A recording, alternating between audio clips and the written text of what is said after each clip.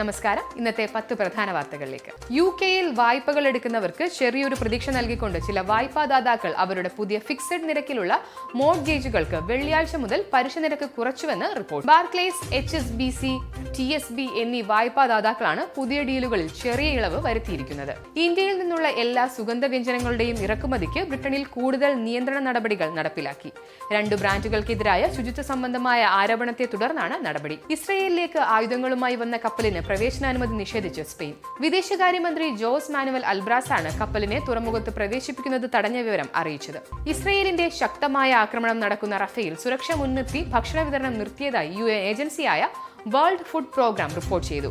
May 11 മുതൽ UNന്റെ ഭക്ഷണ വിതരണം നടക്കുന്നില്ല. ഇസ്രയേലിന് ആയുധങ്ങൾ നൽകുന്നതിനായി ബില്ല് പാസാക്കി റിപ്പബ്ലിക് അംഗങ്ങൾ മേധാവിത്വമുള്ള US പ്രതിനിധി സഭ. ആയുധങ്ങൾ നൽകുന്നതിനായി പ്രസിഡന്റ് ജോ ബൈഡന് മേൽ സമ്മർദ്ദം ചെലുത്തുന്ന ബില്ലാണ് പാസാക്കിയത്. പൗരത്വ നിയമ ഭേദഗതി ഇല്ലാതാക്കാൻ ധൈര്യമുള്ള ആരെങ്കിലും ജനിച്ചിട്ടുണ്ടോ എന്ന് വെല്ലുവിളിച്ച് പ്രധാനമന്ത്രി നരേന്ദ്രമോദി.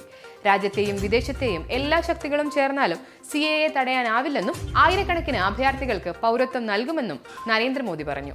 പ്രതിപക്ഷ നേതാക്കളുടെ പ്രസംഗങ്ങളിലെ പരാമർശങ്ങൾ നീക്കം ചെയ്ത് ദൂരദർശനും ആകാശവാണിയും.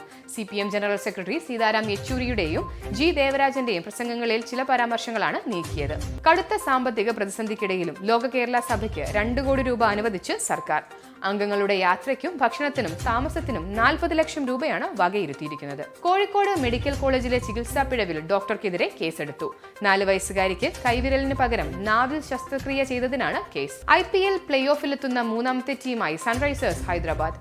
വ്യാഴാഴ്ച ഗുജറാത്തിനെതിരായ മത്സരം മഴ മൂലം ഉപേക്ഷിച്ചതിനെ തുടർന്നാണ് പാറ്റ് കമിൻസും സംഘവും അവസാന 4-ലെത്തിയത്. ഇതോടെ ഇന്നത്തെ 10 പ്രധാന വാർത്തകൾ അവസാനിച്ചു. നന്ദി. കൂടുതൽ വാർത്തകൾക്കും വിശദവിവരങ്ങൾക്കും Anand TV UK channel subscribe ചെയ്യും. ഒപ്പം Anand TV mobile app download ചെയ്ത് സൗജന്യമായി ആസ്വദിക്കും.